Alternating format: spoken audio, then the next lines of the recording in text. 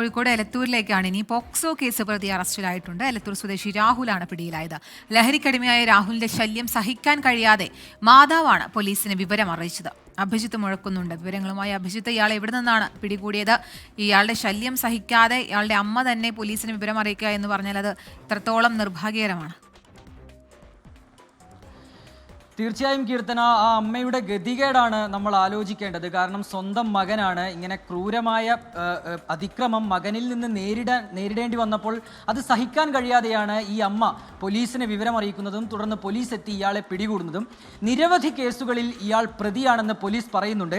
അതിൽ POCSO case ഉൾപ്പെടെയുണ്ട്. ഈ POCSO കേസിൽ ഇയാൾക്കെതിരെ വാറണ്ടും നിലനിൽക്കുന്നുണ്ടായിരുന്നു. ഇയാൾ പിടികിട്ടാപ്പുള്ളിയായി പോലീസ് ഇയാളെ പ്രഖ്യാപിച്ചതാണ്. അങ്ങനെ ഇയാൾക്കെതിരെയുള്ള ഒരു അന്വേഷണം ഊർജിതമായി നടക്കുന്നതിനിടെ ഈ പ്രതി കഴിഞ്ഞ ദിവസം സ്വന്തം വീട്ടിലേക്ക് എത്തുന്നത്, എലത്തൂരിലുള്ള വീട്ടിലേക്ക് എത്തുന്നത്. തുടർന്ന് ഇന്ന് ഈ മകൻ്റെ ഈ ശല്യം സഹിക്കാൻ കഴിയാതെ മാതാവ് പോലീസിനെ വിളിക്കുന്നു. അങ്ങനെ പോലീസ് ഈ വീട്ടിലെത്തുന്നു. പോലീസ് ഈ വീട്ടിലെത്തിയപ്പോൾ ഈ പ്രതിയായ രാഹുൽ ആത്മഹത്യാ ഭീഷണി മുഴക്കുകയാണ്. തന്നെ അങ്ങനെ പിടിച്ചു കൊണ്ടുപോകാൻ കഴിയില്ല എന്ന് പോലീസിനോട് പ്രതി പറയുന്നു. പ്രതി ആത്മഹത്യ ചെയ്യുമെന്ന് പറയുന്നു. പക്ഷേ പോലീസ് വളരെ തന്ത്രപരമായി ഈ പ്രതിയെ പിടികൂടുകയായിരുന്നു.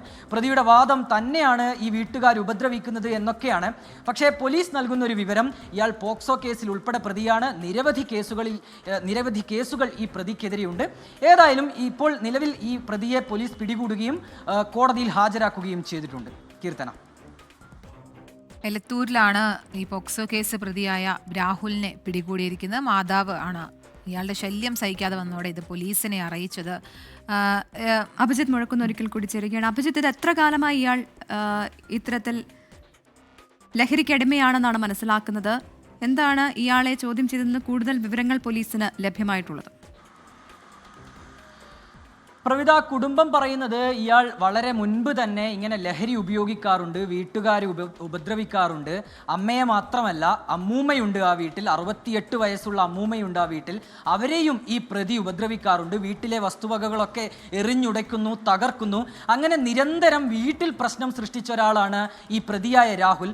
അയാൾ അല്പകാലം മുൻപ് വീട്ടിൽ നിന്ന് മാറിയൊക്കെ നിൽക്കുന്നുണ്ടായിരുന്നു. പുറത്ത് പഠിക്കുന്ന ആളാണ്, അവിടെ പഠിച്ചുകൊണ്ട് ജോലിയൊക്കെ ചെയ്യുന്ന ആളാണ്. അതിനിടയിൽ ഇയാൾ നാട്ടിലേക്ക് വരും, ഇടയ്ക്ക് വീട്ടിൽ താമസിക്കും, വീട്ടിലുള്ളവരെ ഉപദ്രവിക്കും, ഒപ്പം ഈ ലഹരി ഉപയോഗിക്കുന്നുണ്ട് എന്നൊക്കെയുള്ള പരാതി കുടുംബത്തിൻ്റെ ഭാഗത്തു നിന്നുണ്ട്.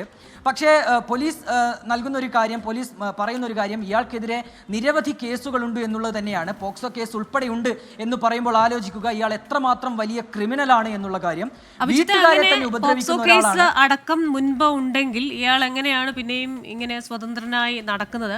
ആ കേസുകളിലൊന്നും നടപടി ഉണ്ടായിട്ടില്ല, അല്ലെങ്കിൽ ആ കേസുകളിലെ നടപടികളുടെ അവസ്ഥ എന്താണ്? ആ രീതിയിലുള്ള വിവരങ്ങൾ നമുക്ക് അറിയാമോ?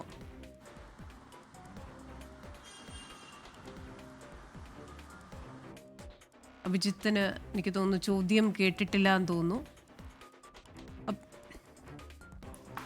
അഭിജിത്ത് മുഴക്കുന്നതാണ് വിവരങ്ങൾ നൽകിക്കൊണ്ടിരുന്നത്. ഒരു മകനെ പറ്റി അമ്മ പരാതി പറയണമെങ്കിൽ അത് എത്രമാത്രം സഹികെട്ടിട്ടായിരിക്കും എന്നുള്ളതാണ് ഇപ്പോൾ ആലോചിക്കുന്നത്. മാത്രമല്ല, 68 വയസ്സുള്ള, ഏകദേശം 70 വയസ്സുള്ള അമ്മൂമ്മയും ഉപദ്രവിക്കുമായിരുന്നു. വീട്ടിലുള്ള സകലമാന സാധനങ്ങളും എടുത്ത് വലിച്ചെറിയുകയും തകർക്കുകയും പൊട്ടിക്കുകയും ഒക്കെ ചെയ്യുമായിരുന്നു. ഇപ്പോൾ ലഹരി ആണ് ഒരു വ്യക്തി എന്നുള്ളതിലുപരിയായി അയാളുടെ ഉള്ളിലുള്ള ലഹരിയാണ് ഇതൊക്കെ അയാളെ കൊണ്ട് ചെയ്യിക്കുന്നത് എന്നുള്ളത്